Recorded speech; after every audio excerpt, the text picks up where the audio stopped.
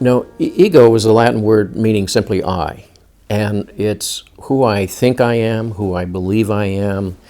It's that cluster of energy that begins at birth, because we're born without an ego. We're just swimming in the umbilical waters and then are born into this world and experience the tremendous conflict of opposites. And the summons of that opposite is slowly to form a sense of this and that. And that's how we provisionally form a sense of identity. And it's very fluid and very flexible and easily invaded, of course, but in time it gathers a certain energy to it.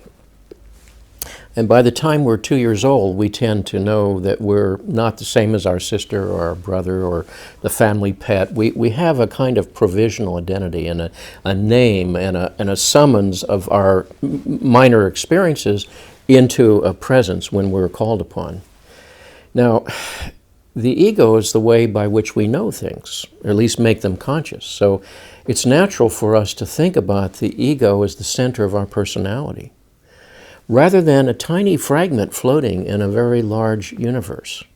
It's sort of like how many theologies and philosophies of our status on this earth started with our being the emperors of the universe, and started with our beliefs that we are the apex of whatever creation has been, rather than, a kind of tiny experiment in a vast system far beyond our powers to comprehend. And so that accretion, that arrogance, that abrogation of importance, it comes to the ego. And therefore we have that imperial self. And often the so-called terrible twos is the really big struggle of that child to sort of maintain its imperial status. I am the universe, when the world is starting to say, no, you're not, and you have to start dealing with the environment around you.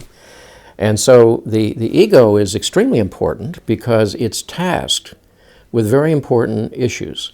It's tasked with consciousness, therefore it's tasked with choice, therefore it's tasked with values, which we have to choose.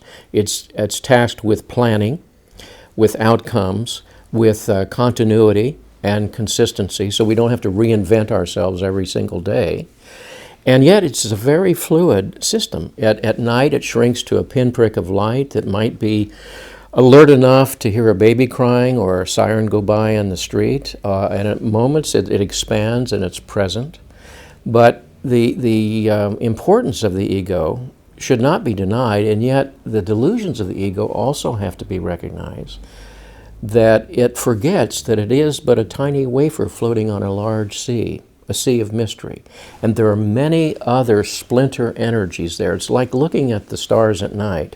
Some are large, some are small, all influence each other. So that ego state is under the influence of these other split off energies, complexes, drives, desires, prohibitions, etc.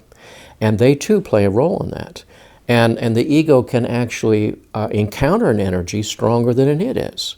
So it becomes, in a moment, temporarily at least, possessed by the data of that split-off fragment of the psyche, so that a complex is a temporary sort of obsession or a temporary possession of the ego state. So in that moment, we might be transiently psychotic.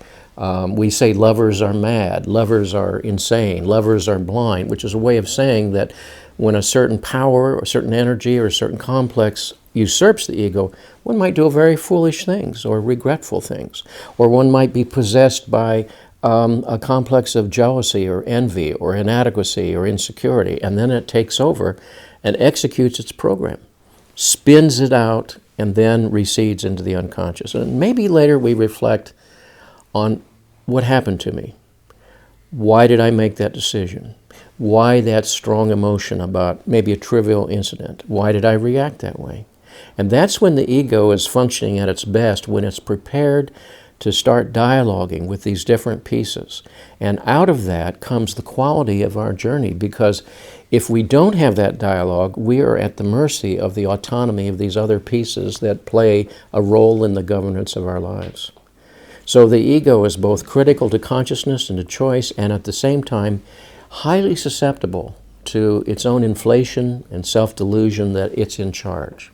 The ego's always saying, I know what I'm doing here, I'm making proper choices. And then later the ego has to recognize other forces were part of that system making those choices as well.